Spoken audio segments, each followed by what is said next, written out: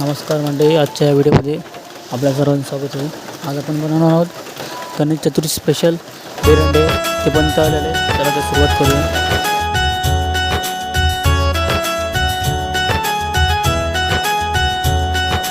गणपती बाप्पा मोरया, मंगल मूर्ती मोरया। गणपती बाप्पा मोरया, मंगल मूर्ती मोरया।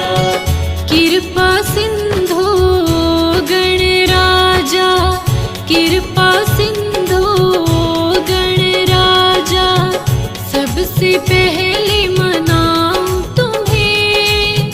मंगल करता है विघ्न हरता, सांझ सवेरे ध्याऊं तुम्हें। मंगल करता है विघ्न हरता, सांझ सवेरे ध्याऊं तुम्हें।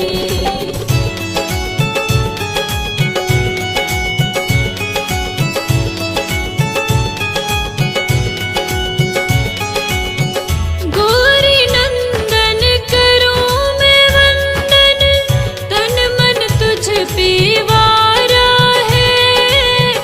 गौरी नंदन करूं मैं वंदन, तन मन तुझ पे वाला है।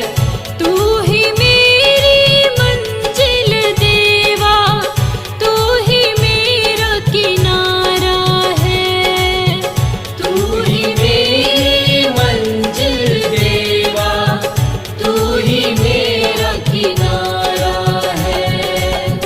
श्रद्धा भाव से पूजन करती, श्रद्धा भाव से पूजन करती, तन मन में सुन